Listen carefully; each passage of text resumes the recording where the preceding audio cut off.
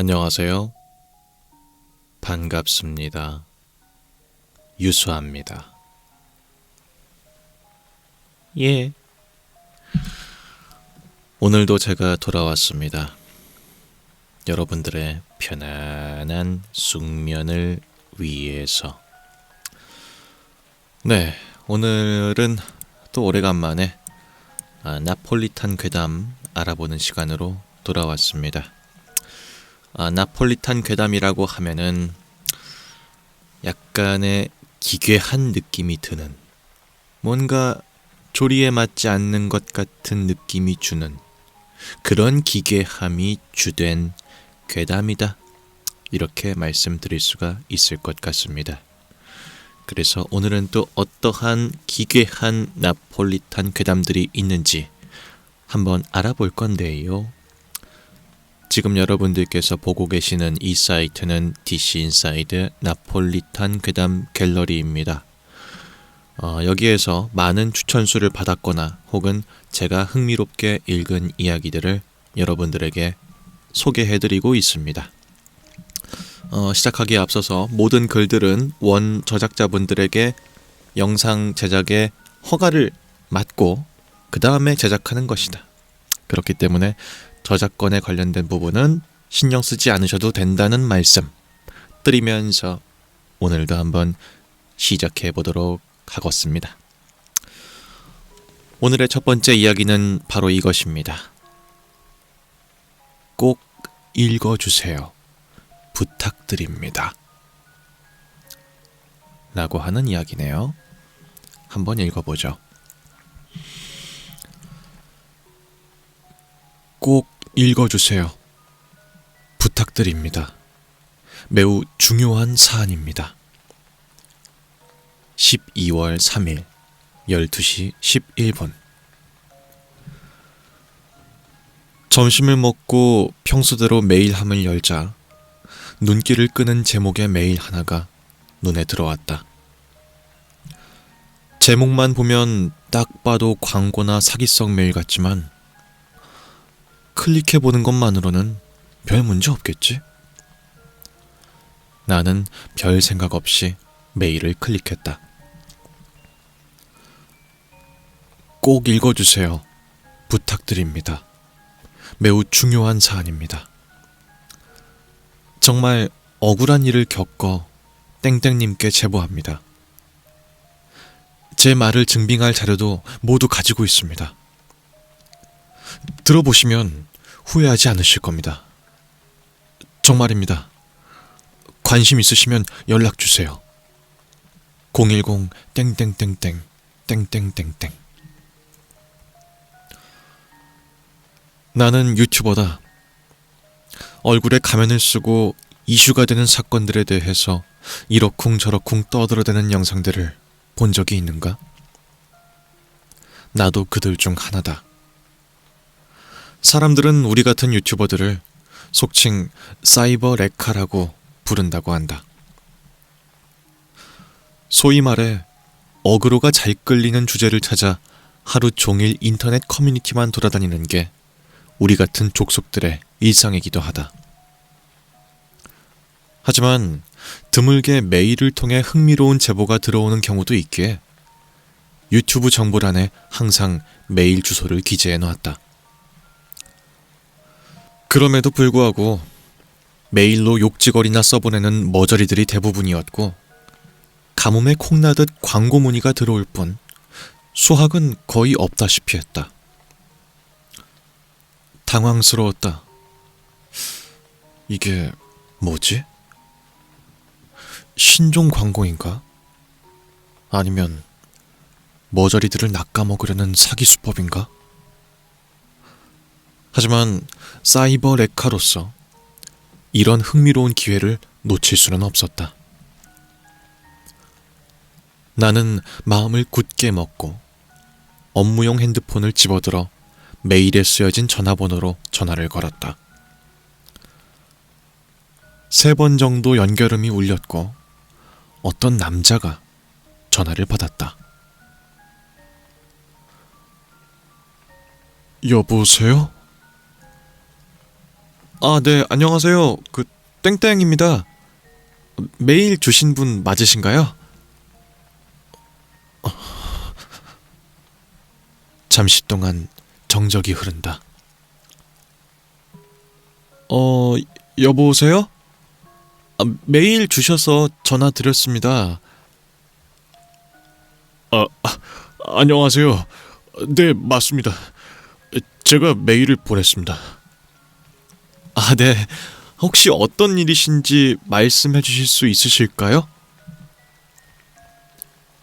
전화기 너머에서 한동안 바람소리 비슷한 호흡만 들렸다. 무슨 말을 해야 할지 고민인 건지 아니면 주변을 살피는 건지 알 수가 없었다. 저 어디서부터 말씀드려야 할지 모르겠네요. 아, 천천히 말씀하셔도 됩니다. 괜찮아요. 저는 원래 작은 식당을 운영했었습니다. 작은 가정식 집이었어요. 나름 단골도 많았고 매출도 꾸준하고 잘 됐다고 생각했습니다. 그런데 어느 날 어떤 여자가 아이를 데리고 와서는 상식적으로 불가능한 요구를 계속하더군요. 불가능한 요구라면 메인 메뉴를 서비스로 달라느니, 아이가 먹기 싫어한다고 주문한 음식을 전부 바꿔달라느니, 그런 종류의 것들이었죠.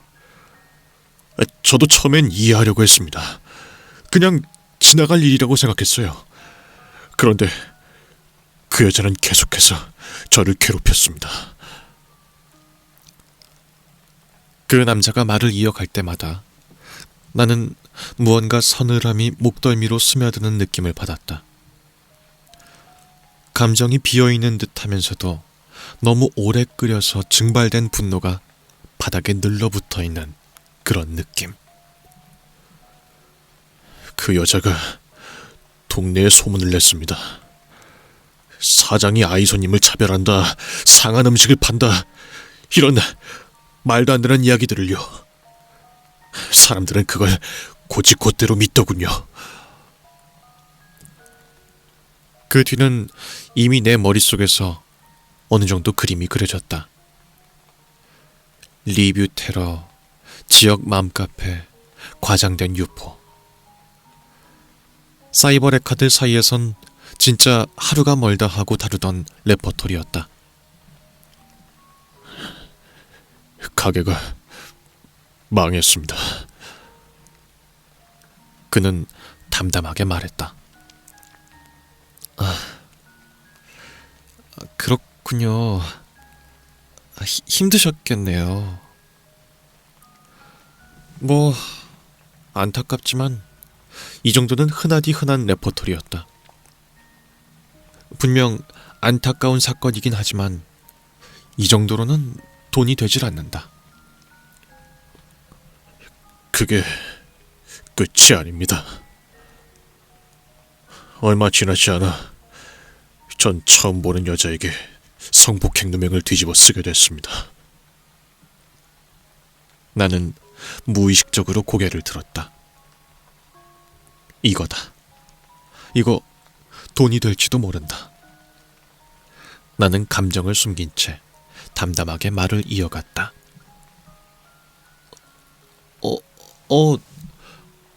처음 보는 여자라고 하셨나요?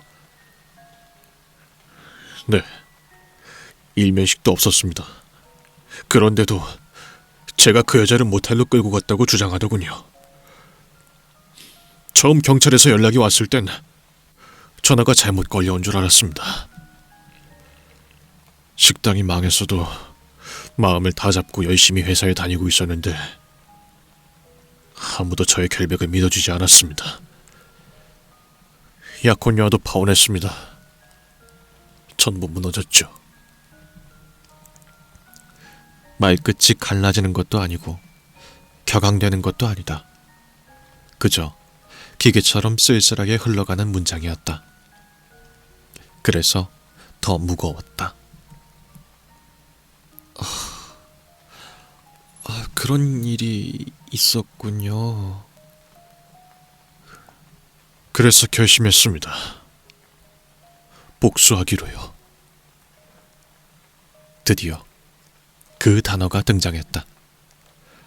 나는 조용히 숨을 들이켰다.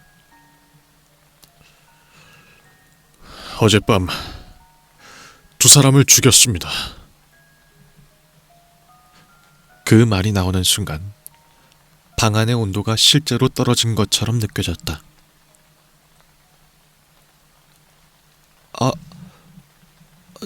죄송하지만 지금 뭐라고... 죽였습니다. 그는 다시 한번 차분히 반복했다. 그 여자들을요. 제 가게를 망하게 만든 여자, 그리고 저에게 누명을 씌운 여자, 둘 다요. 나는 입술이 마르는 것을 느꼈다. 몇 년 동안 수많은 사연을 듣고 온갖 자극적인 사건을 다뤄왔지만 지금처럼 실제 살인자일지도 모르는 사람과 통화하는 것은 처음이었다. 그리고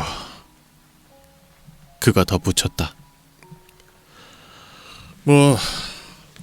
운이 좋아야 징역 몇십 년에, 운이 좋지 않다면 무기징역, 아니 사형일 수도 있겠죠. 이렇게 살아서 뭐 하겠습니까? 저도 곧 그들 곁으로 따라갈 겁니다. 하지만 그냥 이렇게 죽는 건 억울합니다. 남의 눈에 눈물이 나게 할 거면 자신의 눈에서 피눈물이 날 각오가 되어 있어야 되겠죠. 제 억울한 사연도 알리고 저 같은 피해자들이 더 이상 발생하지 않도록 사람들에게 경각심을 주고 싶습니다. 그거면 충분합니다. 그는 기쁘지도 슬프지도 않은 목소리로 말했다. 그래서 인터뷰하고 싶습니다. 직접이요. 선생님의 유튜브 채널에 제 이야기를 올려주세요. 영상이 업로드되면 저는 바로 계획을 실행하러 떠날 겁니다. 직접 오시겠다고요? 네. 오늘 밤 바로 가능합니다. 장소 알려주시면 제가 직접 가겠습니다. 숨이 턱 막혔다. 하지만 동시에 뿌리 깊게 들러붙어 있는 사이버 레카 본능이 고개를 들었다. 살인자 본인이 직접 출연?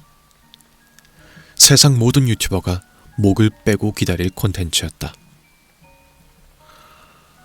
생각해보시고 연락주세요. 모든 증거 자료들은 제가 다 가지고 갈 겁니다. 그가 마지막으로 말했다. 시간이 많지는 않으니까요. 뚝. 통화가 종료됐다. 나는 핸드폰을 쥔 손을 내려다보며 멍하게 서 있었다. 심장이 빨리 뛰는 이유가 공포인지 흥분인지 혹은 둘 다인지 알 수 없었다. 나는 몇 분 동안 핸드폰 화면을 멍하니 바라보다가 결국 결정을 내렸다. 요즘 구독자가 눈에 띄게 줄어들고 있었다. 반전이 필요했다. 만약 그의 말이 사실이라면 이거야말로 놓칠 수 없는 기회다. 그날 저녁 나는 스튜디오 겸 집으로 그를 초대하는 문자를 보냈다. 마침내 운명의 시간이 다가왔고 초인종이 울렸다. 안녕하세요. 문을 열자 낮고 힘없는 목소리가 귀에 닿았다. 전화에서 들었던 목소리 그대로였다.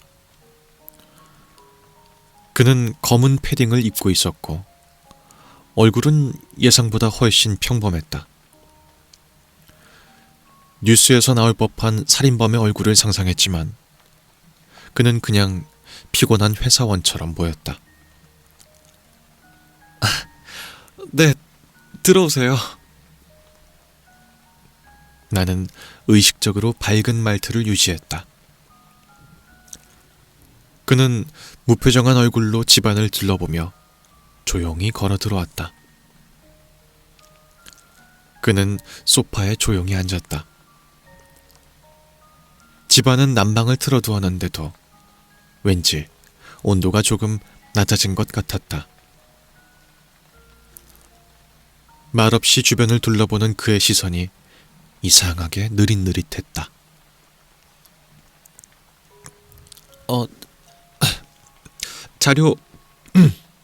자료 보여주신다고 하셨죠? 나는 억지로 목소리를 가다듬어 말했다.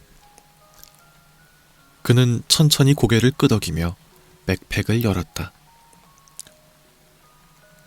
지퍼가 열릴 때 나는 소리가 유난히 길게 들렸다.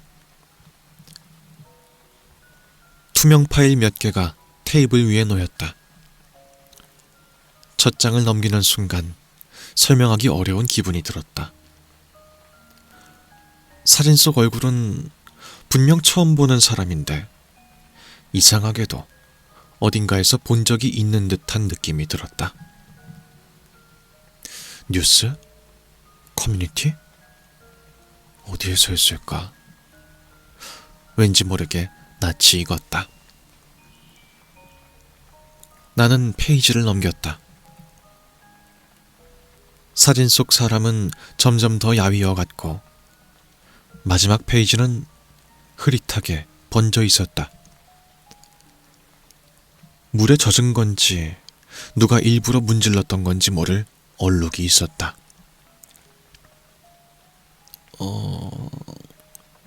이게 뭐죠? 그는 대답 대신 나를 보며 아주 미세하게 웃었다. 그런데 그 표정이 묘했다.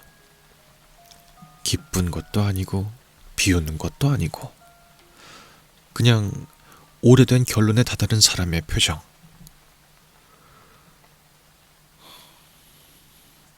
선생님 채널 예전부터 봐왔습니다. 그 말투에서 특별한 감정은 느껴지지 않았지만 어딘가 꺼림칙했다. 그는 몇 가지 영상을 언급했는데 나는 당황한 나머지 대답을 하지 못했다. 사람들 참 쉽게 이야기하더군요. 선생님도 그렇고. 그는 손가락으로 사진의 얼룩진 부분을 천천히 문질렀다. 나는 숨이 가빠지는 걸 느꼈다. 무언가 잘못됐다는 건 알겠는데 정확히 무엇이 잘못됐는지 잡히지 않았다. 머릿속에 안개가 낀 것처럼 생각이 흐릿해졌다. 그는 아주 자연스럽게 의자에서 일어섰다. 내가 반사적으로 뒤로 물러나는 동안에도 걸음은 일정했고 느릿했다. 선생님 덕분에 많은 걸 알게 됐어요. 그는 한 걸음 더 다가왔다. 그때 영상도 그렇고 댓글들도 그렇고. 그는 고개를 숙여 눈을 맞췄다. 사람 말이라는 게 참 무섭죠. 선생님은 모르시겠지만 그는 낮게 속삭였다. 남의 눈에 눈물이 나게 할 거면 자신의 눈에는 피눈물이 날 각오가 되어 있어야 되겠죠. 라고 하는 이야기였습니다. 예, 뭐 이거 이해가 안 되시는 분은 없을 거라고 생각을 합니다. 그렇기 때문에 요약은 짤막하게만 하겠습니다. 사이버 레카라고 하는 사람이 있었는데, 흔하게 우리 주변에서 벌어지는 화제거리를 영상으로 만들어서 인기를 끌고 있는 그런 유튜브 채널들을 사이버 레카라고 하지 않습니까? 그런 사람한테 이제 어느 날 내가 사람을 죽였다, 내 가게에 못된 그런 짓들을 하면서 주변 사람들한테 평판을 안 좋게 만든 그 두 사람을 내가 죽였다. 근데 이제 평상시에 뭐 유튜버님 영상 많이 봤으니까 그걸 좀 사실을 공표해서 많은 피해가 더 이상은 없게끔 만들고 싶다. 그러니까 찾아가겠다. 이런 말을 한 사람이 있었던 거죠. 그래서 초대를 했는데, 이 사람이 뭔가 되게 이상하고 기묘한 말들을 하면서 이 사이버 레카인 사람한테 뭔가 위해를 가한 것 같은 뭐 그런 내용입니다. 그죠? 아마 백팩에 준비되어 있다고 한 증거 자료들 중에는 아마 둔기 같은 것들도 있었겠죠. 예. 증거 자료라는 게 자체가 이 사람이 실제로 사람 2명을 죽였기 때문에 가져왔다기보다는 앞으로 내가 여기서 유튜버를 죽이면 그게 이제 증거 자료가 될 거 아닙니까? 흉기라든지 그런 것들이.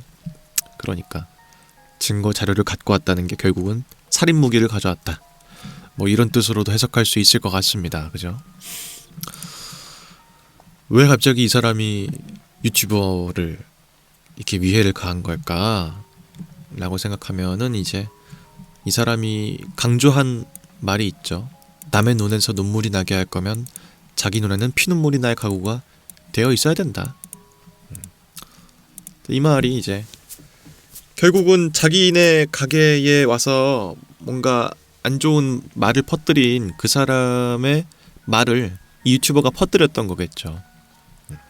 나도 모르게 이 사람이 인생이 이제 고꾸라지는 거에 일조를 했던 거지, 유튜버가. 그러니까 그런 일이 더 이상 있지 않게끔 내가 직접 단죄를 하겠다는 그런 의미로 찾아왔던 그런 사람에 대한 이야기였네요. 요즘에 이런 일들이 되게 많잖아요. 네, 실제로도 이제 법정 공방으로도 이어지는 일들이 많은 것 같습니다.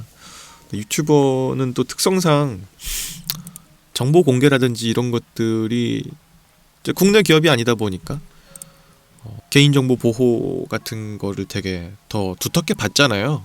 그래서 이제 그것만 믿고 더 신나게 하다가 실제로 법적인 뭐가 송사에 휘말려서 정체가 드러나게 되면서 되게 두려움을 느끼는 그런 유튜버에 대한 이야기도 최근에 이제 본 적이 있었거든요. 뭐가 됐든 간에 결국 이슈, 남의 불행 이런 걸로 내가 먹고 사는 그런 사람들인 거잖아. 딱히 좋아 보이진 않아요. 예. 게다가 그런 사람들이 보통 이제 정확한 팩트인지 아닌지도 모르겠지만 엄청난 확증 편향을 가지고 그 사람을 실제로 그런 사람인 것처럼 만들어 버리는 경우들도 꽤 많다 보니까 더더욱이 좀 좋게만 보이지는 않는 것 같습니다. 예. 물론 이제 순기능도 어느 정도 있을 수도 있겠지. 익명성을 이제 기대서 어떤 기업에 폭로를 하는 사람이라든지 그런 사람들은 뭐 도움이 될 수도 있겠지만 그게 아니라 이제 이런 식으로 선의의 피해자를 만드는 사람들도 꽤 있을 겁니다. 그런 사람들한테 약간의 경종이 될 수도 있는 그런 이야기인 것 같기도 하다. 그리고 흔히 우리 주변에서 보이는 부류의 사람이다 보니까 이런 유튜버들이 더 뭔가 있을지도 모르겠다 하는 그런 얘기라서 더 흥미롭게 읽을 수 있었던 것 같습니다.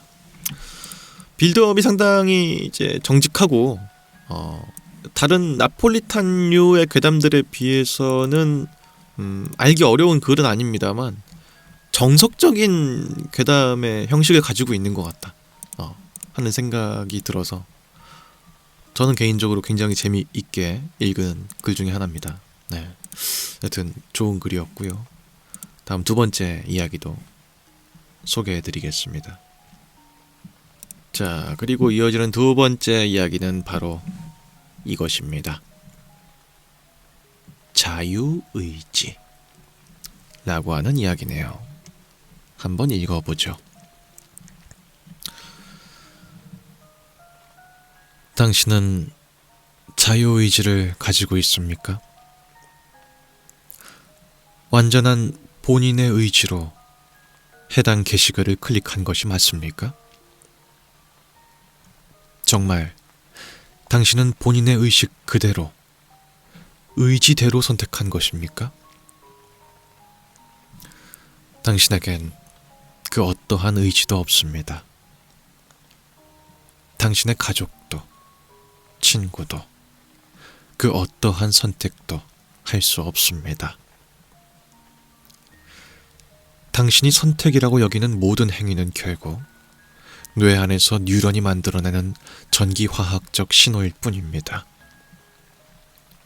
후회도, 다짐도, 당신이 의지라고 생각하는 그 어떤 것들도 결국엔 뇌가 내리는 생존을 위한 수많은 화학적 신호입니다.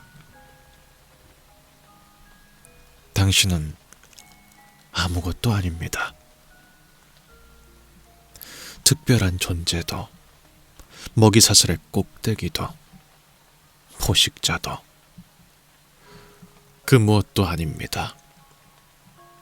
그저 생물학적으로 결정된 뇌의 결정에 따라 몸을 움직이는 숙주, 그 이상도 그 이하도 아닙니다.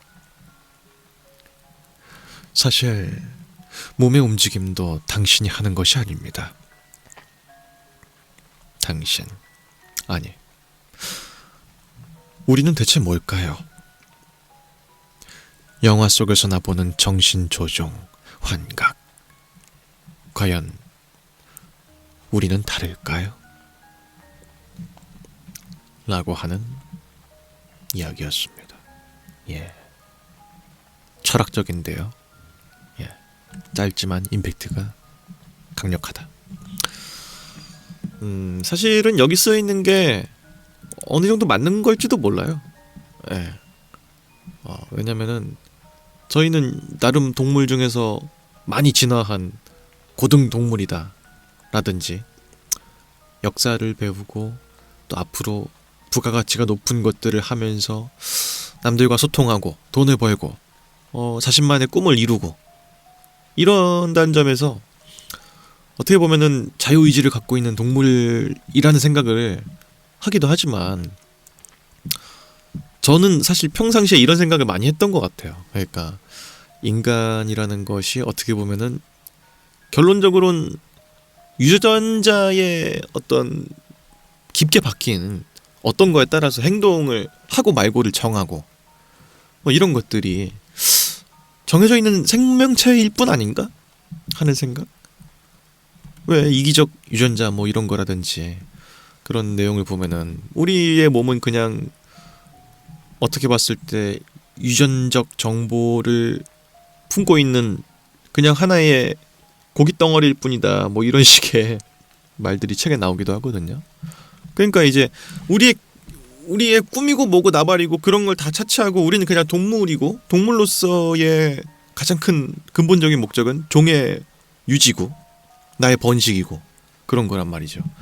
그렇게 봤을 때 이 모든 행동들이 결국은 내가 갖고 있는 유전체의 정보를 다음 세대에게 넘김으로써 그 유전자가 없어지지 않게 유지하려고 하는 그 힘, 그 본능, 그거가 이제 사람을 움직이는 가장 큰 원동력이 아닌가 하는 생각이 들 때가 많아요.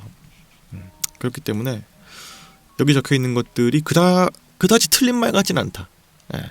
근데 이제 굉장히 우리가 좀 잊고 살던 거를 한 번 더 짚어주니까 기분이 썩 좋진 않죠. 썩 좋진 않아. 예. 그리고 이제 제가 전에 그 신박한 상식 알아보는 시간에서도 한번 알아본 적이 있었는데 그 자유의지에 대한 테스트가 있다고 했잖아요. 예. 그거 한번 전에 말씀드렸으니까 또 찾아보진 않겠습니다.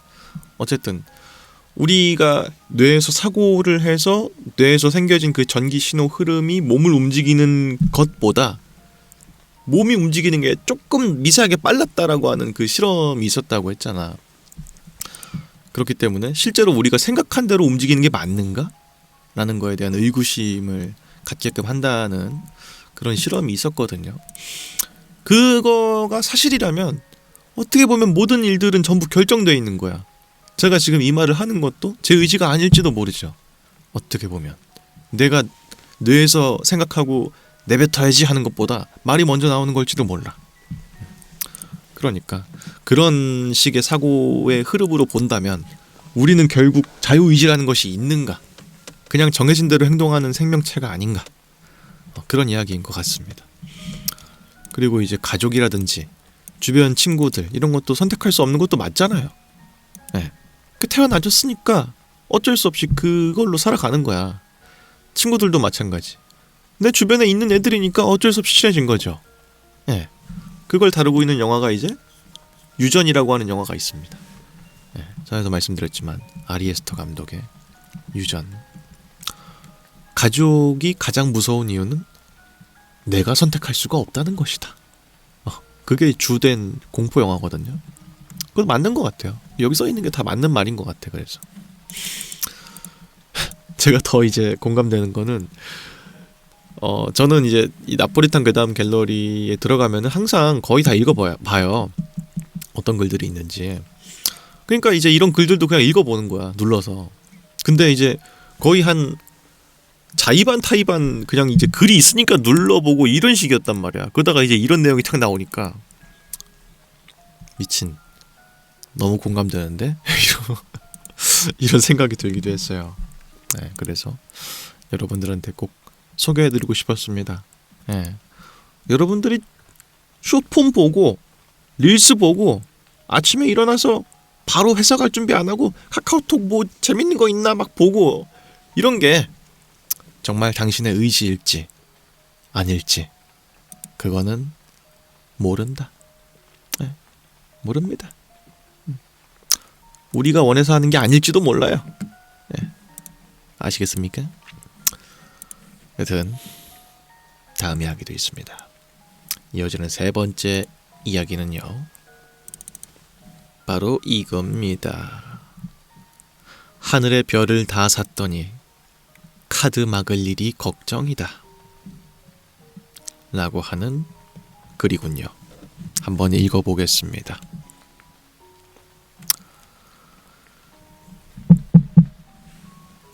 김수채씨, 문 여세요.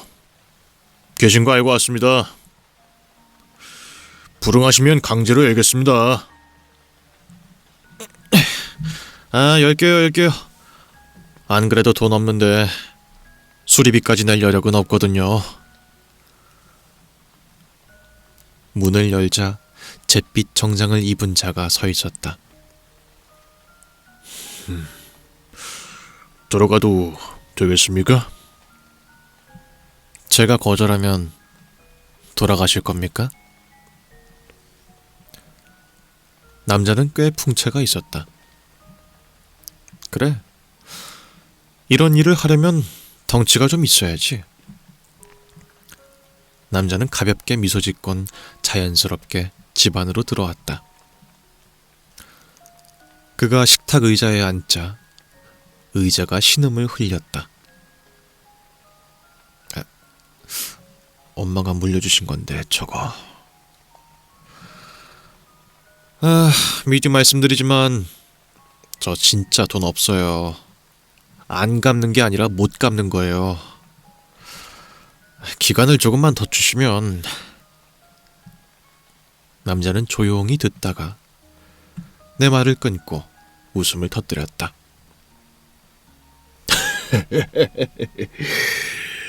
선생님께서 여러 곳에서 돈을 빌린 것은 알고 있습니다. 저는 돈을 받으러 오기보단 드리러 왔습니다. 그럴 리가요? 남자는 잠시 침묵하더니 다시 말을 이어갔다. 저는 이런 사람입니다.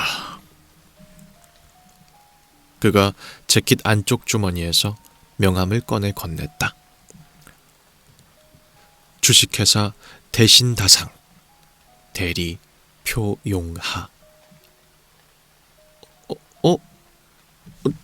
대신다상이라면 아마 수철 씨도 일하시면서 몇 번 저희 직원들과 접촉하신 적이 있으실 겁니다.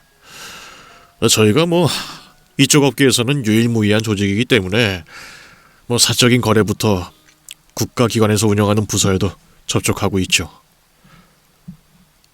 네, 그건 알고 있지만 저한테 왜 오셨는지. 아니, 근데 그러면 문은 왜 부수겠다고 한 거예요? 남자는 무표정으로 한마디 내뱉었다. 그렇게 하면 보통 문을 열더군요. 연명할 자식. 단도직입적으로 말씀드리면 지금 저희의 의뢰인이 수철 씨가 얼마 전에 구매하신 물품에 관심이 있으셔서요. 판매 의향이 있으십니까? 구매예요? 내가 뭘 샀더라? 밥이랑 마실 거, 배변 처리용 모래? 모래는 쿠팡에서 샀는데요. 별입니다. 별? 제가 소유권을 갖고 있는 건 맞는데 이게 구매라고 할 수 있는 건가요? 그 소유권이 중요합니다. 별의 소유권이라? 왜 사시려고 하시는 건지 모르겠네요. 예, 제 거라지 보시면 아시겠지만은 이게 돈 되는 일이 아니거든요. 그냥 별 찾으면은 물론 제 소유권을 주장할 수 있긴 하지만. 의뢰인께서도 의문이 있으시거나 거절하시는 경우에 대비해서 남기신 쪽지가 있습니다. 안녕하십니까.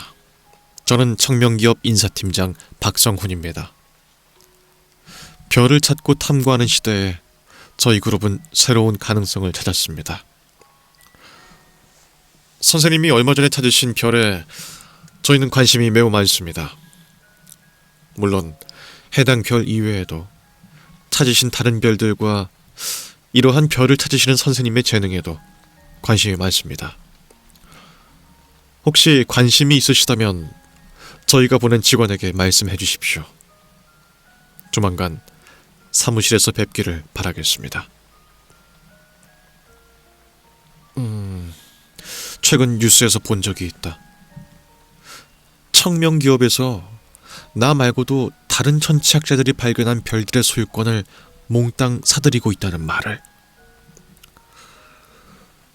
선생님이 발견하신 별이 현재 발견된 별들 중 과반수 이상을 차지하는 만큼 의뢰인께서 정식으로 스카우트를 제의하고 이와 더불어서 별에 대한 값을 지불하시기로 했습니다. 동의하신다면 이 문서에 지장 혹은 도장만 찍어주시면 됩니다. 만약에 의심스러우시다면 본사에 방문 가능한 날짜를 말씀해 주십시오. 제가 전해두겠습니다. 아닙니다. 인주 준비해 오겠습니다. 잠시만 기다려 주십시오. 청명기업이야 뉴스에서 본 적도 있었고 굴지의 대기업이고 대신 다상도 신뢰가 두터운 회사니까. 나는 세 번째 빨판으로 파란색 인주를 찍어서 문서에 찍었다. 근데 그 퍼렁색 별을 왜 소유하려고 하는지 아직 잘 모르겠네. 라고 하는 이야기였습니다. 예, 이거는 이해가 안 되시는 분이 있을까 모르겠네요. 예, 근데 이제 약간 재미가 있죠. 뭐 엄청 무거운 이야기 같진 않습니다. 그러니까 이제 내용을 잠깐 요약하면은 이제 김수철 씨가 천체학자인 거죠. 예. 그래서 이제 어떤 사람이 찾아온 건데, 천체학자들은 보통 별을 발견하면은 자기가 이름을 지어준다든지 뭐 이렇게 하잖아요. 그게 이제 소유권처럼 되는 개념인가 봐. 물론 그렇다고 해서 그 별을 발견했다고 해서 실제로 내가 소유권을 갖고 있는 건 아니야. 그냥 이제 의뢰 천체학자들이 그렇게 해온 건데, 갑자기 어떤 사람이 와서는 그 소유권을 사고 싶다 라고 말을 한 거죠. 그래서 이제 천체학자가 이게 소용이 있는 건지 잘 모르겠다 라고 했는데, 그럼에도 불구하고 우리 대표님께서도 그렇게 말씀하실 줄 알고 이런 쪽지를 주셨다 하면서 이제 보낸 글이 꼭 좀 사고 싶다, 그리고 이뿐 아니라 선생님의 재능을 높이 사서 다른 별들도 관심이 있다, 혹시 원하신다면 저희가 캐스팅도 하겠다, 뭐 이런 식의 말을 한 거야. 그래서 아니 뭐 알겠다, 예, 알겠습니다, 팔게요 이러고 이제 인주를 가져와가지고 도장을 찍은 겁니다. 근데 이제 마지막 두 줄이 이제 반전적인 요소가 있죠. 나는 세 번째 빨판으로 파란색 인주를 찍어서 문서에 찍었다. 근데 그 파란색 별을 왜 소유하려고 하는 건지 아직 잘 모르겠네 라고 하는 게, 우리는 글로만 읽었고 하다 보니까 이 이야기가 당연히 지구에서 벌어지는 이야기인 줄 알았는데 사실은 지구가 아니었던 거죠. 네. 얘네가 다 외계인이었던 거야. 그 빨판이란 얘기도 보면은 이제 사람의 모양이라기보다는 문어라든지 촉수를 가지고 있는 생명체일 것 같습니다. 그죠? 그래서 그 기업체에서 지구에 대한 얘기를 하고 있는 거잖아. 지금 파란색 별을 왜 가지려고 하는 건지 모르겠다 이런 거. 그 지구의 소유권을 사고 싶다. 그래서 지구를 조만간 침공을 하겠죠. 사가지고. 그런 거에 대한 내용인 겁니다. 네. 근데 되게 비틀려 있는 재미있는 글인 것 같아요. 나폴리탄 괴담이 참 매력이 있는 게 이런 식의 약간 트위스티드한 유머들이 좀 들어있는 경우들이 있어요. 그래서 보다 보면은 좀 재밌습니다. 특히나 뭐 괴이라든지 외계 생명체 이런 거에 대한 글들도 많아서 보다 보면 항상 무섭고 으스스한 얘기만 있는 건 아니고요. 이런 식의 유머도 있습니다. 네, 그래가지고 굉장히 재밌게 읽었고 여러분들한테 소개도 해드리고 싶었습니다. 여튼 그런 세 번째 이야기였고요. 다음 네 번째 이야기도 있습니다. 자, 이어지는 네 번째 이야기는 바로 이것입니다. 잃어버린 인생을 찾아드립니다. 라고 하는 이야기네요. 같이 한번 읽어보죠. 당신의 인생을 바꾼 사건이 있었나요? 가장 중요한 순간에 저지른 어처구니 없는 실수, 가장 행복한 순간에 느닷없이 찾아온 불행, 가장 평범한 순간에 찾아온 끔찍한 사고. 무엇이든 좋습니다. 원래 당신의 것이어야 했던 행복한 인생을 되찾아드리겠습니다. 당신은 지금보다 더 나은 인생을 살고 있어야 했습니다. 이 종이에 서명만 하시면 저희가 즉시 도움을 드리겠습니다. 어느 날 아침 눈을 떠보니 방 한구석에 그런 전단지가 하나 놓여 있었다. 주변을 둘러봤지만 여전히 좁디 좁은 반지하의 원룸. 창문 따위는 없다. 혼자 사는 집에 다른 누군가가 장난을 쳤을 리도 없다. 내가 이곳에 산다는 것은 아무도 모른다. 이곳에 내가 산다는 것을 아는 사람은 내가 누군지 모른다. 내가 이것보다 더 나은 인생을 살고 있어야 했다고? 갈라진 입술로 힘겹게 문장을 따라 읽어보았다. 그날이 떠오른다. 이카루스가 너무 높이 날았던 날, 내 인생이 완전히 망가져버린 그날. 더는 아프지 않을 줄 알았는데 아닌가 보다. 멍한 머리와 아픈 가슴을 이끌고 휘적휘적 거울 앞에 선다. 늘어진 옷, 깎지 않은 수염, 퀭한 눈, 자르지 않은 머리카락. 누가 봐도 인생의 실패자. 얼마나 거울 속에 나와 눈을 마주치고 있었을까. 참을 수 없는 분노가 치밀어 올랐다. 다시 방으로 돌아가 종이를 찢어버리려 집어드는 순간, 종이 밑에서 뭔가 보였다. 볼펜이었다.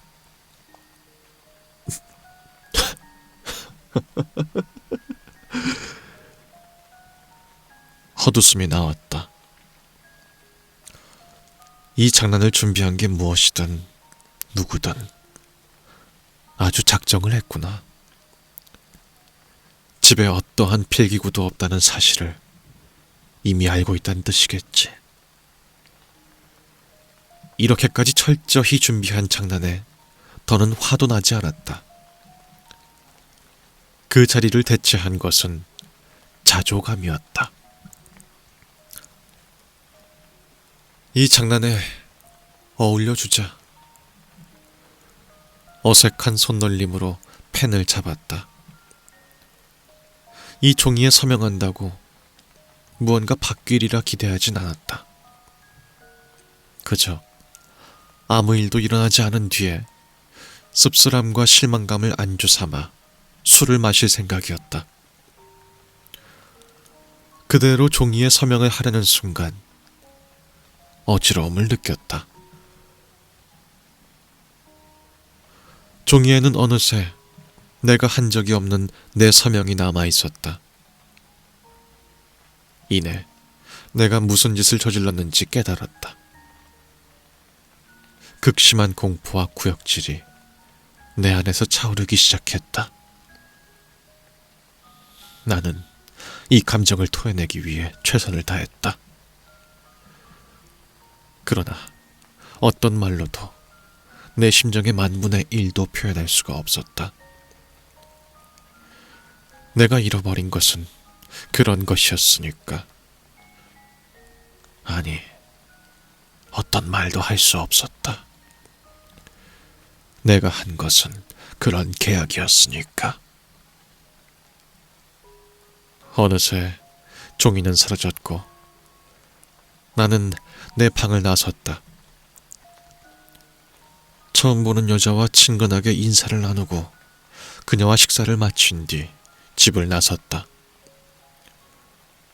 나는 그 뒤로도 새로운 인생, 아니, 내가 원래 가졌어야 할 인생을 비참한 심정으로 살았다.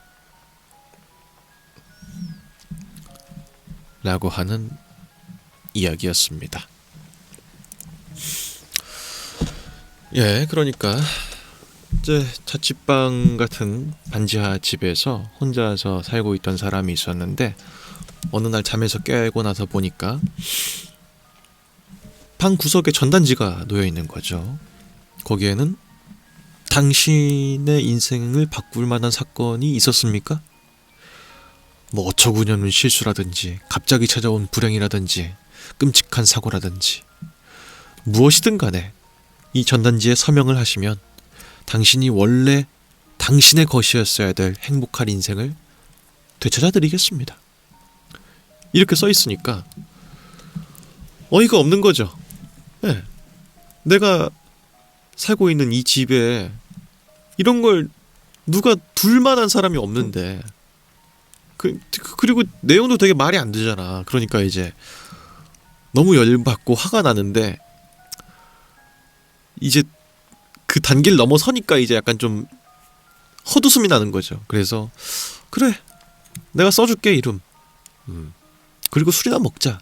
이러고 이제 이 이름을 썼는데 그 순간에 정신을 잃어버린 거죠. 그 다음에 다시 정신을 되찾았더니 어떤 모르는 사람, 모르는 여자가 나랑 친근하게 인사를 나누고 있었고, 그 뒤에는 그녀와 식사를 마친 뒤에 집을 나서게 됐다. 나는 그 뒤로부터 새로운 인생을 살게 됐다. 아니, 사실은 새로운 인생이 아니라 내가 원래 가졌어야 될 인생을 비참한 심정으로 살았다 라고 하는 이야기입니다. 이 이야기는 사실 제가 정답이라고 내리기가 좀 애매한 것 같아요. 예.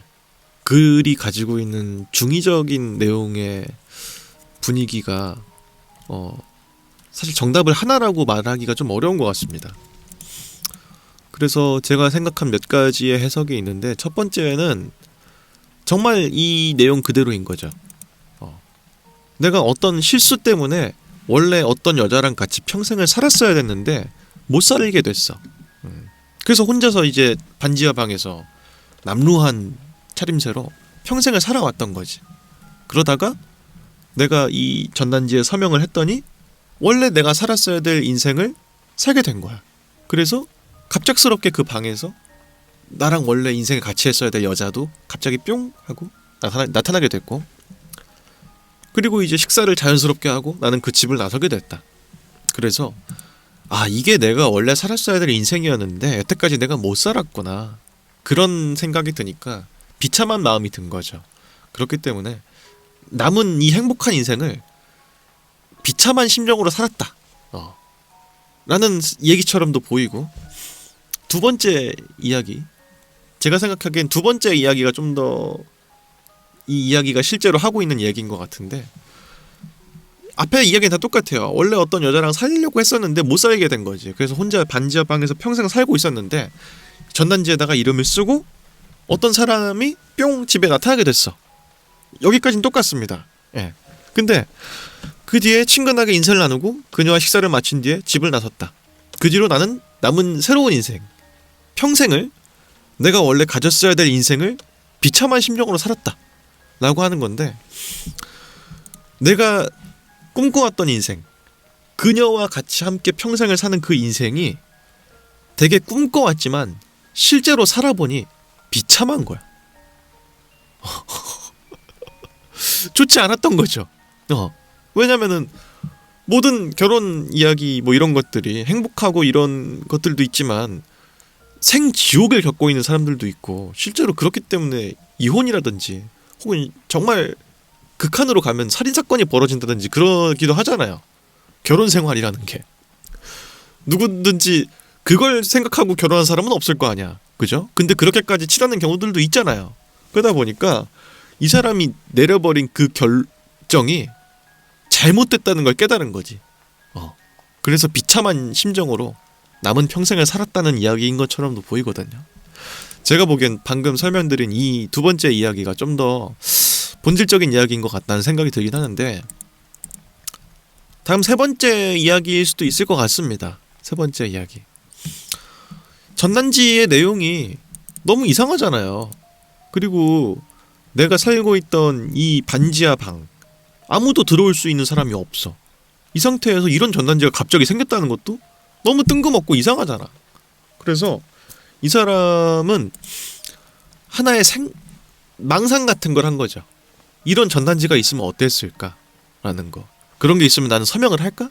이런 거. 전단지에 이 이름을 쓰고 그 다음에 바로 술을 마실 생각이었다 라는 걸 봤을 때 이 사람의 인생은 남루하기 그지없고 술에 모든 걸 다 기대서 사는 사람인 거야. 그렇기 때문에 그냥 이제 헛것이랄까? 자기의 상상 속에서만 있을 수 있는 일을 이제 떠올려 버린 거지. 그래서 그런 게 있으면 꼭 쓰고 싶잖아. 그러니까 이제 쓰는 생각을 한 거지. 그래서 정신을 차렸더니 어느샌가 내가 원래 살았어야 될 그녀와 함께 이 방에서 재밌게 이야기를 나누고 밥도 먹고 집을 나서는 그런 식의 인생을 살게 됐다 라고 하는 게 전부 이 사람의 그냥 생각이었을 뿐인 거지. 망상이었던 것일 뿐인 거야. 그러니까 아니, 내가 원래 가졌어야 할 인생을 비참한 심정으로 살았다 라고 하는 거잖아. 새로운 인생이 아니라 내가 원래 가졌어야 될 인생, 지금 살고 있는 이 인생을 그냥 비참한 심정으로 살았다. 상상 속으로만 망상에 빠져 살면서 그런 이야기인 것처럼도 보여요. 예. 사실 제가 말씀드린 세 가지가 다 아닐 수도 있습니다. 예. 근데 이 글은 워낙이 되게 좀 중의적인 표현이 되게 많이 들어간 것 같아요. 그러다 보니까 쉽사리 이게 하나가 정답인 것 같다라고 내리기가 어려운 것 같습니다. 근데 사실은 이런 불확정성이야말로 나폴리탄 괴담의 재미죠. 예. 정답이 정해져 있으면 그건 재미있는 글이 아닙니다. 어쩌면 그건 나폴리탄 괴담이 아닐지도 모르죠. 그렇기 때문에 추측해보면서 읽는 맛이 있는 그런 이야기였다. 상당히 재밌게 읽었습니다. 여튼 그렇고요. 이어서 다음 이야기도 있습니다. 다음 이야기가 오늘의 마지막 이야기입니다. 자, 이어지는 마지막 이야기는 바로 이것입니다. 한기라고 하는 이야기군요. 한번 읽어보겠습니다. 내가 고등학생이던 시절, 할아버지가 돌아가시고 난 이후 우리 친가는 더 이상 제사를 지내지 않게 되었다. 자연스레 친척을 볼 기회는 줄어들었지만 그럼에도 우리는 최소한의 가족에 대한 애정과 관심을 증명하기 위해 연례 행사로 1년에 한 번씩 할머니의 면회를 빌미 삼아 만남을 가져왔다. 사실상 은둔자와 다름없던 나에게 그것은 달갑지 않은 일임에 틀림이 없었다. 이제 애들이라곤 불릴 수 없는 지극히 현실적인 나이가 된 것은 물론이거니와 매 1년 착실히 쌓아온 축적이 무의에 가까운 허송세월이었음을 다시 한번 되새기게 되는 끔찍한 심리적 경험의 반복이었기 때문이었다. 하지만 1년에 단 한 번이라는 특수성과 유일성, 그리고 계획성은 어떠한 수단으로도 이 연례 행사의 불참을 불허했다.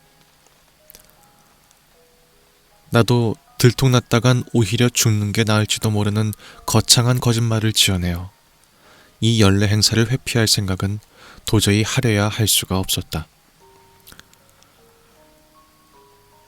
세상에 어떠한 기대도 없이 소멸을 기다리며 부모님의 은혜로 무의도식하고 있는 나에게 이 모임은 최소한의 도리이기도 했다. 이것마저 나가지 않는다면 내 불안정한 생사의 촛불을 지키려 부단한 노력을 하고 있는 부모님께도, 생각이 너무 깊어져 미쳐버린 게 아닐까 내심 의심하고 있을 친척에게도 무던히 걱정을 끼치게 될 것임은 틀림이 없었다. 나는 그 사실을 그들이 바람하지 않듯 모르는 척한 채 기만된 웃음과 여유로 참석해왔음은 어찌할 수 없다고 생각하면서도 죄송스러울 따름이었다. 그렇기에 원래라면 목적을 잃어 비어있을 단톡방도 점차 시끌벅적해질 시기인데 이상하게도 올해는 섬뜩하리만큼 조용한 것이었다. 다들 그렇듯 집안 어른들이 대소사를 적고 안부를 묻던 곳이기에 항상 읽기만 해왔던 내가 용기를 내서 올해 모임은 언제인가요? 라고 물어볼 엄두는 도저히 나지가 않았다. 뭐랄까, 그렇게 하면 안 될 것 같다는 생각이 든 것은 내 기질의 반응인 것인지 아니면 단순한 회피 심리인지는 알 수 없었다. 그렇게 한 달이 지나고 두 달이 지나도 올해가 다 가버렸음에도 결국 모임은 성사되지 않았다. 이걸 좋아해야 할지 어떻게 생각해야 할지조차 감이 잡히지 않았다. 어째서인지 가끔 오던 어머니의 안부 전화와 나와는 무관한 일상 얘기, 그리고 사진들도 오지 않게 되었다. 그럼에도 생활비를 비롯한 금전적인 지원은 여태 있었던 것처럼 계속되고 있는 것이었다. 결국 그 생각을 그만둘 수 없게 됐을 무렵 어머니에게 전화를 걸었다. 사실 별일이 아닌데 나 혼자 과민 반응하는 걸 수도 있으니까. 아니면 잠깐 있었을지도 모를 통신 두절이나 전파 방해로 나만 세부 사항을 전달받지 못했을 수도 있다. 요새 집 밖에 잘 나가지 않았으니까 우리나라 전체에 무슨 일이 생겼을지도 모를 일이다. 여보세요? 네. 네, 저예요. 네. 저야 뭐 항상 그럭저럭 지내죠. 예. 네. 잘 챙겨 먹고 있어요. 예. 근데 그것보다 궁금한 게 있어요. 원래 우리 1년에 한 번씩 모이던 거 있잖아요. 이제 더 이상 안 모이게 됐다고요? 왜 그렇게 됐대요? 말도 없이? 귀찮아져서요? 1년에 딱 한 번 모이던 건데 고작 그런 이유로요? 예, 일단 알겠어요. 나중에 다시 전화 드릴게요. 예. 요새 일이 많으세요? 아니에요. 끊을게요. 도저히 내 생각으로는 이해할 수 없는 답변이 돌아왔다. 귀찮아져서라고? 고작 그런 이유로 모두가 동의했단 말인가? 순간 내가 알던 사람들이 맞나 하는 생각도 들 정도였다. 물론 나는 그 모임을 달가워하지 않았지만 그 사실이랑은 전혀 상관없는 문제였다. 지금 내 사고방식이 정상적으로 작동하고 있고 사회 규범이 내가 알던 상식과 일치한다면 내 생각이나 모종의 심적 변화 또는 정부의 전파 공격 등으로 발생한 인지 부조화 같은 것이 아니라면 이 상황은 조금 이상했다. 그렇다고 모든 친척에게 전화를 돌리며 모임의 필요성과 당위성을 설파하고 싶은 마음이 들지 않는 것도 사실이었다. 오히려 내 입장에서는 없는 게 말 맞다나 귀찮지 않은 상황이지 않은가. 오히려 전말을 알고 나니 여태껏 해온 생각이 무엇이든 마음이 한결 가뿐해졌다. 그래, 사람이 별 시답잖은 이유로도 바뀔 수도 있는 거니까. 귀찮다는 이유 하나만으로 집안을 쓰레기 더미로 가득 채우고 반려동물이 유골이 되는 것도 모르고 사는 집도 있다고 하니 이 정도는 그럴 수도 있겠다는 생각이 들었다. 어쨌든 그 일도 거의 다 잊었을 무렵 우연히 매달 오던 100만 원가량의 생활비가 100만 원 정도 더 늘어난 것을 알게 되었다.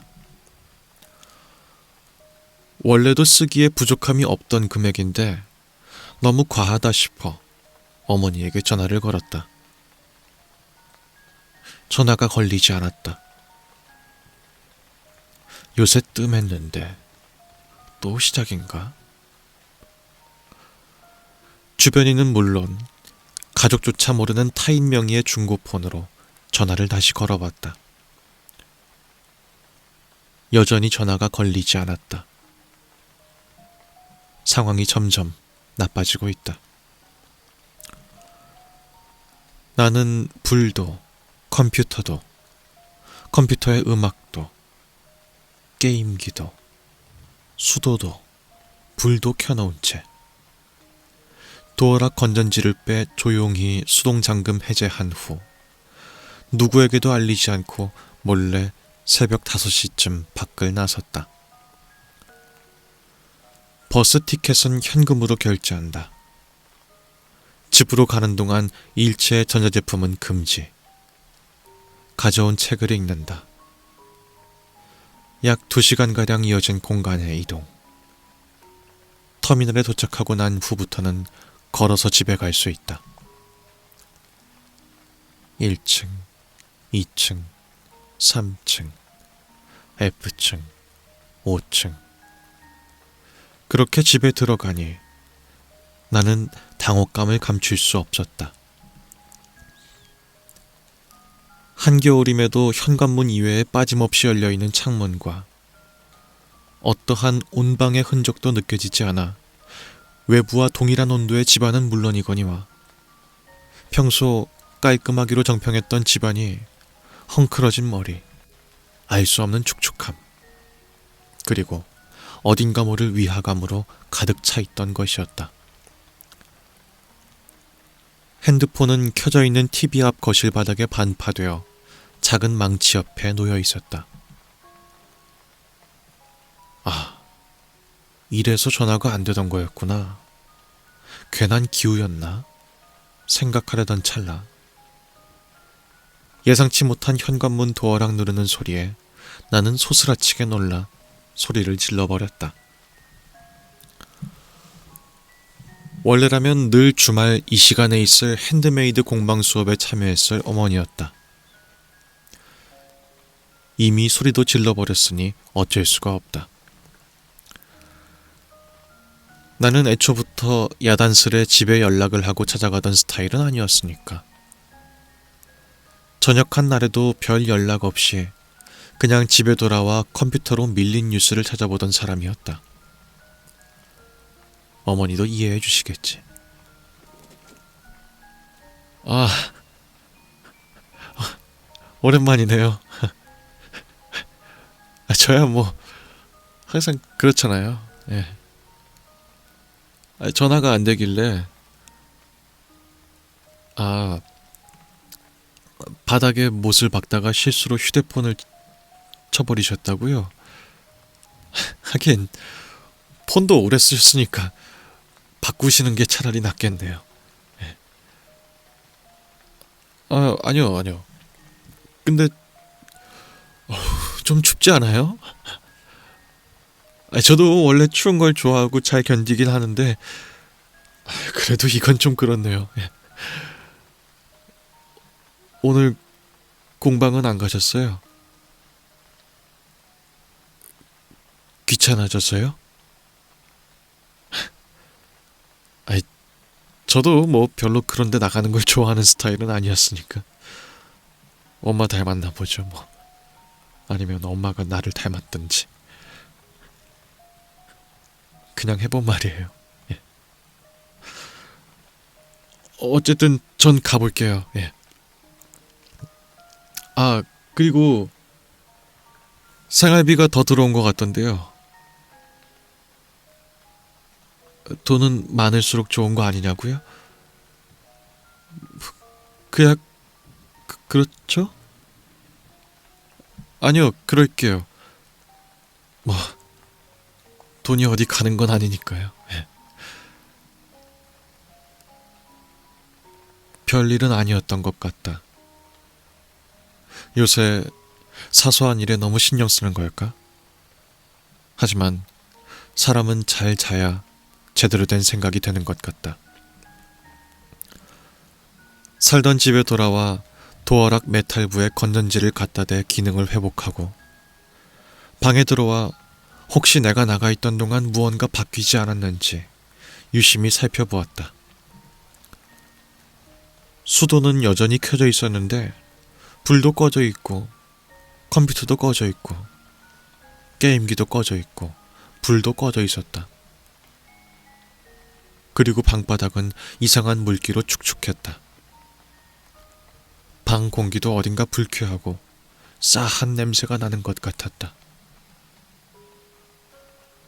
확실히 원래 상태가 아니었다. 방을 나설 때 신중에 신중을 기했다고 생각했는데 생각보다 눈치가 빠른 녀석들이다. 방금 돌아와 피곤한 기색을 드러내며 아무렇지 않은 척했지만 부디 내 호르몬이나 심리적 반응에 따른 신체의 변화 따위를 알아채지 못했으면 하고 생각하고 있다.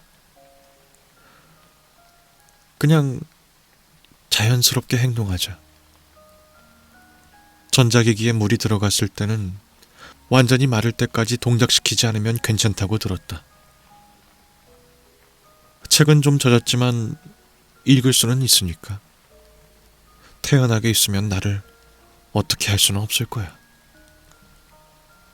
축축한 이불에 들어가 잠을 청했다. 청했지만 원했던 대답은 없었다. 언제 잠들었는지 모르겠지만 온몸의 뻣뻣함이 여기서 잠에 들었다는 사실을 방증해주고 있었다. 그래도 날짜가 꽤 지나니 조금 곰팡이가 슬고 벽지가 울게 된 것을 제외하면 내가 알던 방으로 돌아온 것 같다. 사람은 적응의 동물이라고 도저히 익숙해질 수 없을 것 같았던 것도 익숙해질 수 있다는 사실이 새삼 놀라웠다. 그래, 내가 요새 좀 피곤했던 것 같다. 멀티비타민도 매일 복용하고 삼시세끼는 힘들더라도 두 끼는 챙겨 먹고 하루에 7시간 30분 이상 숙면을 취하고 현관문 외식경은 꼭 막고 마실 물은 무조건 샤워기에서 절대로 집안에서 밝은 계열 옷은 입지 말 것.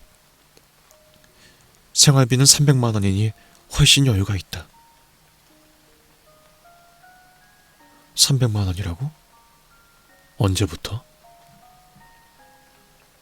생활비는 어머니와 아버지가 각각 보내주시는데 이상하게 아버지가 100만 원을 더 보내주신 것이었다. 300만 원이면 혼자 살기에는 부족함이 없는 금액인 수준을 넘었다. 원래도 쓰기에 부족함이 없던 금액인데 너무 과하다 싶어 아버지에게 전화를 걸었다. 전화가 걸리지 않았다. 요새 뜸했는데 또 시작인가? 주변인은 물론 가족조차 모르는 타인 명의의 중고폰으로 전화를 다시 걸어봤다. 여전히 전화가 걸리지 않았다.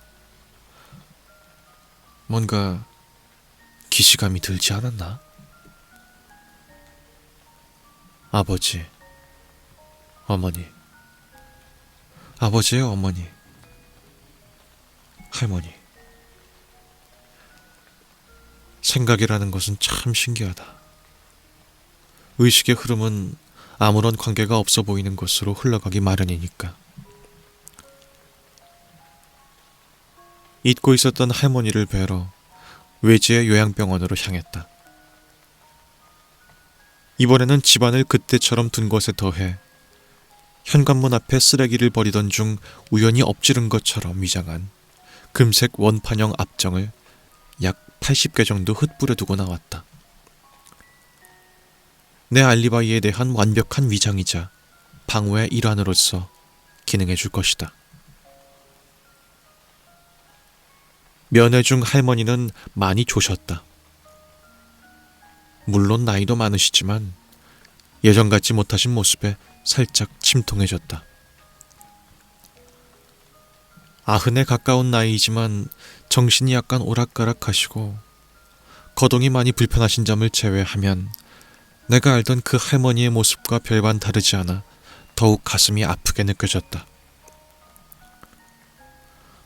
대체 이런 사람을 두고 가족이란 사람들은 왜 면회조차 하지 않는 거지? 그 이유조차 황당하게 재조명됨은 다시 생각해보니 이상하게 느껴졌다. 할머니, 요새 잘 지내셨어요? 몸은 좀 어떠세요? 네가 누구라? 저예요, 종욱이. 할머니랑 할아버지가 정말 아끼시던 장손이잖아요. 종욱이, 아이고, 요새 너무 많이 다녀가서 누가 누군지 분간도 힘들대. 뭐라고? 할머니, 누가 다녀갔다는 말씀이세요?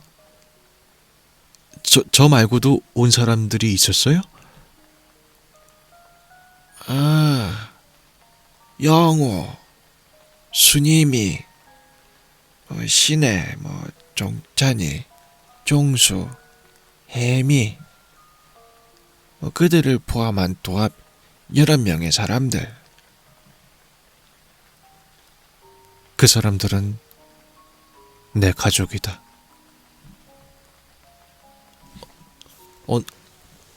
언제 다녀갔는데요? 아이 몰려. 아이고, 아이 이제 들어갈래. 아이 추워라. 도저히 이해할 수 없는 할머니와의 면회 내용에 나는 어안이 벙벙해졌다. 분명히 가족 모임은 취소된 게 아니었나?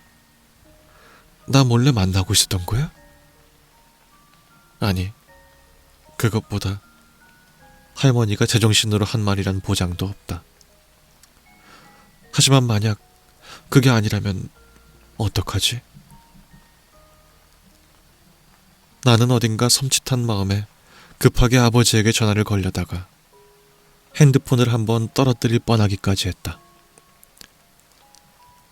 형편 좋으리만큼 걸리지 않는 전화에 나는 어머니에게 전화를 걸었다. 받지 않았다. 할머니도 전화가 있으셨지? 할머니는 받으셨다. 무거운 마음으로 방으로 돌아왔지만 현관문 앞에 앞정은 마치 누가 돈을 받고 청소한 것 마냥 말끔히 치워져 있었다. 다행히 방 안은 내가 나갔을 때와 똑같았다. 아니, 사실 신경 쓸 겨를이 없다. 아버지가 계신 교회의 기차 시간표를 게스트 모드로 확인하고 있다. 날짜가 날짜이기 때문인지 도저히 예매하지 않고는 탈 수가 없을 좌석수였다. 어쩔 수 없이 비회원으로 예매하고 나갈 채미를 하던 찰나 알림이 온 핸드폰을 나는 허망하기 그지없는 표정으로 바라볼 수밖에 없었다. 입금 3,000만 원 078-땡땡땡땡땡땡-05-860 2월 14일 4시 44분 이라고 하는 글이었습니다. 요거는 좀 글의 분위기에 최대한 맞춰서 읽어보려고 노력을 했는데요. 솔직하게 말씀드리면 정확히 어떤 내용인지 알기가 어려워요. 근데 제가 봤을 땐 글 쓰신 분이 어떤 내용인지 알기 어렵게 일부러 쓰신 것 같아요. 예. 그러니까 무슨 말이냐. 일단 내용부터 종합해 봅시다. 원래 주인공은 친가에 있는 사람들을 이제 한 번씩 1년에 한 번씩은 만나는 사람이었어. 친가에서 제사를 지내는 집안이었어요. 근데 이제 할아버지가 돌아가시고 난 다음에는 제사를 더 이상 지내지 않게 됐다.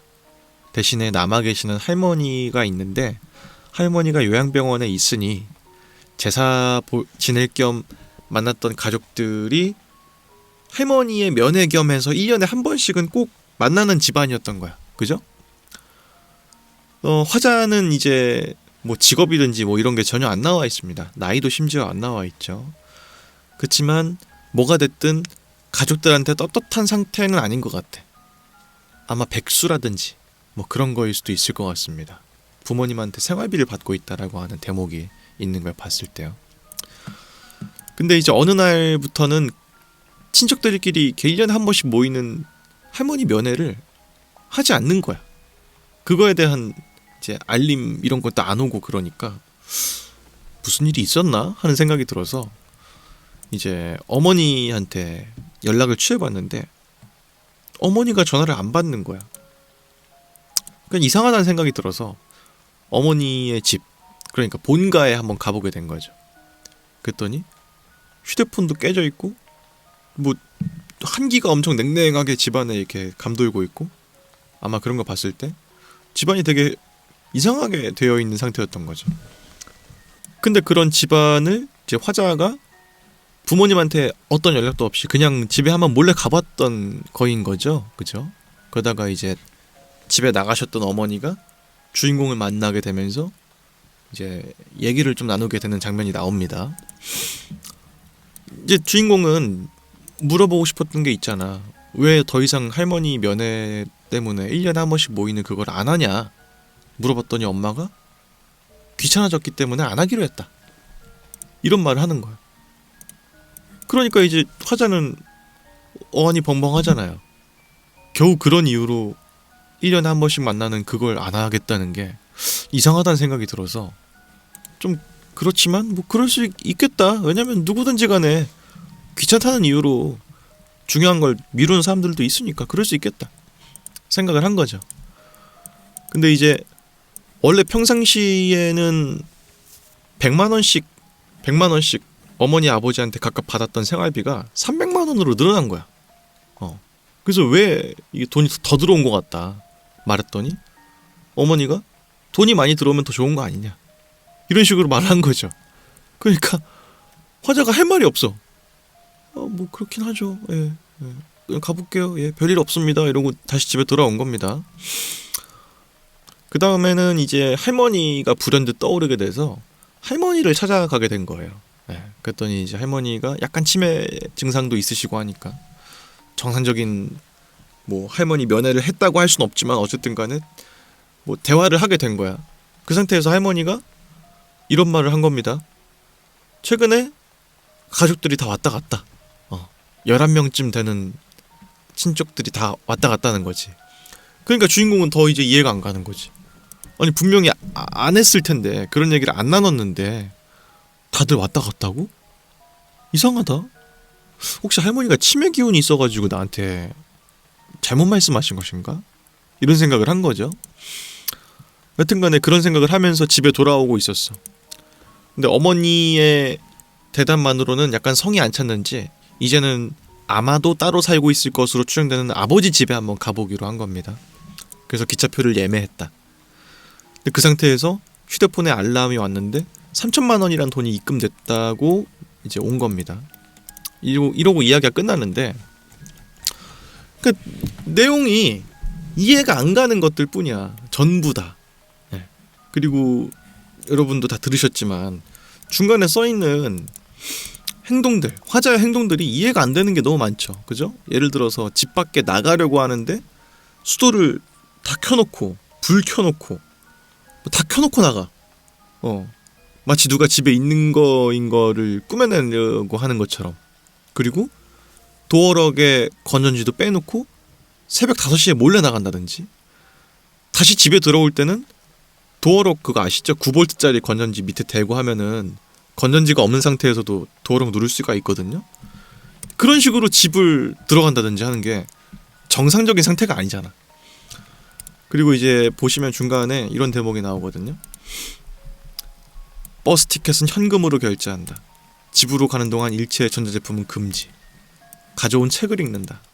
이런 대목이라든지, 아니면은 현관문의 외시경을 꼭 막고 잔다든지, 마실 물을 샤워기에서 얻는다든지, 이런 대목들을 봤을 때 화자의 상태가 뭔가 이상하다는 것도 알 수가 있습니다. 자, 그래서 제가 정돈한 이 글의 이야기는 무엇이냐? 조현병을 앓고 있는 거죠. 네. 그러니까 지금 이 화자의 행동이 일관된 게 없어요. 그리고 조현 증세를 앓고 있는 사람 중에서 대다수가 하는 게 누군가가 나를 감시하고 있다라고 하는 증상을 말하는 사람들이 많단 말이야. 근데 전형적으로 이 화자의 행동이 누군가가 자신을 감시하고 있다라고 하는 생각을 하고 있는 거야. 그러니까 집 밖에 나갈 때 내가 집에 있는 것인 것처럼 꾸며놓고 나간다든지, 혹은 전자기기에 대한 사용을 병적으로 막는다든지 그런 걸 하고 있는 거죠. 근데 아시겠지만 조현이라든지 이런 것들이 약간 좀 유전적인 성향이 있다는 말이 있잖아요. 우울도 그렇고 조현도 그렇고. 그러니까 어머니도 조현병을 앓고 있던 거야. 그러니까 이제 아버지랑 어머니가 따로 살고 있던 거죠. 그래서 어머니의 집에 갔더니 어머니의 집도 냉랭한 그런 기운들이 있었다. 이런 게 나온단 말이에요. 여튼간에 그럼에도 불구하고 어머니는 그래도 사회생활이 가능한 정도의 상태인 것 같아. 뭐 뜨개질 모임에 나갔다가 오는 시간이었다든지 이런 걸 봤을 때 주인공에 비해서는 훨씬 더 조현병이지만 사회생활 자체는 가능한 것으로 보인다. 근데 이제 화자는 심한 거죠. 그 증상이. 그래서 직업이 없는 거야. 집 밖에서 정상적인 생활을 못해. 그렇기 때문에 어머니 아버지가 따로 살면서 하나뿐인 자식한테 월 100만 원씩 줬던 거죠. 생활비를. 근데 과거에는 그럼에도 불구하고 가족적인 커넥션을 유지하려고는 했어. 그러니까 1년에 한 번씩 친척을 만나려고 했던 거죠. 근데 어느 날부터인가 친척들도 안 만나게 된 이유가 이 화자를 집안에서 이제 더 이상 가족의 구성원으로 취급을 안 하고 있던 거지. 이 조현 증세가 너무 심하고 그러니까 얘를 부르지 말자 이렇게 된 거야. 대신에 돈을 각출해서 더 모은다든지 이런 식의 방식이었던 겁니다. 돈이 늘어난 게 더 좋은 게 아니었던 거지. 이걸 줄 테니까 가족적인 연을 그냥 끊어버리자 이런 식이었던 거야. 근데 이 화자도 그거에 대한 의심을 항상 갖고 있었어. 왜냐면은 집에 타인 명의로 된 중고 휴대폰으로 엄마한테 전화를 걸었다. 근데 받지 않더라. 아빠한테 걸었다. 받지 않더라. 이런 식의 말이 있어. 그거 왜겠어요? 자기 이름으로 된 휴대폰으로는 부모님이 전화를 아예 안 받아. 타인 명의로 된 걸로도 이제 안 받아. 그러니까 부모님도 이게 이골이 나버리니까 다른 번호로 오는 번호들도 그냥 안 받아버린 거야. 그렇다는 것은 즉슨 화자가 평상시에도 부모님한테 이런 식의 내 연이 끊긴 게 아닌가에 대한 조현 비슷한 증상의 히스테릭을 막 부린 거야. 그러니까 더 이상 이제 부모 자식의 연을 끊으려고 한 거죠. 그렇기 때문에 마지막에 입금이 3천만 원이 되어 있는 이 부분이 있는데 위에 보시면 가족의 구성원이 11명이라고 나와 있거든요. 근데 이제 그 중에 한 명은 이제 친가니까 아버지가 포함되어 있는 뭐 그런 것일 테고 어머니는 안 포함되어 있겠죠. 여튼간에 그런 식으로 가족 구성원들한테서 이제 연을 끊자는 식으로 생활비를 다 지원을 받았다면 3천만 원 정도의 지원금을 받았을 수 있을 것 같다. 모든 친척들이 이 사람에 대한 연을 끊기로 마음을 먹었다 라고 하는 부분으로 해석할 수 있을 것 같아요. 근데 이건 확실하지가 않습니다. 왜냐면은 이 글도 방금 읽어보셨겠지만 난해하기 그지없기 때문에 제가 한 해석도 안 맞을 수도 있어요. 사실 마지막에 온 이런 부분들 3천만 원 입금됐다라고 하는 것도 이 사람의 망상일 수도 있어. 그렇기 때문에 정확히 어떤 내용인지 알 수가 없다. 하지만 이게 그야말로 조현병인 사람의 입장일 수는 있겠죠. 두서가 없고 자기가 믿고 있는 것에 의식의 흐름대로 생각을 하고 그대로 행동을 하는 이 모든 것들이 이해가 안 되는 게 어쩌면 당연할 수도 있다. 왜냐면은 조현병인 환자의 입장에서 쓴 글이니까 라고 하는 생각이 드는 글이었고요. 저 나름대로의 해석이었습니다만 틀렸을 수도 있을 것 같습니다. 그리고 틀리면 뭐 어떻습니까? 원래 글이라는 것은 그 사람이 읽는 대로 해석이 됐으면 그게 정답인 거예요. 그러니까 이제 나폴리탄 괴담들이 정형화되어 있지 않아서 재밌는 거 아니겠습니까? 그래서 오늘 읽은 소개해드린 이야기들은 약간 중의적인 이야기들도 꽤 있는 것 같아요. 그죠? 그래서 여러분들만의 해석이 어떤 것인지도 저는 개인적으로 듣고 싶습니다. 그래서 오늘 읽은 이야기들 중에서 저는 이런 이야기인 것 같아요 라고 하는 부분이 있으시다면은 댓글로 좀 적어주십시오. 그 중에서 제가 이런 부분을 놓치고 있었구나 하는 것도 좀 알 수 있었으면 좋겠어요. 여튼간에 오늘은 5가지의 이야기를 이렇게 여러분들에게 소개를 해드렸습니다. 다음에 또 흥미롭고 재미있는 이야기들을 제가 읽으면은 또 여러분들한테 소개해드리는 그런 시간을 갖도록 해보겠습니다. 예. 지금까지 저는 유서였습니다. 그러면은 다음 시간에 또 뵙죠.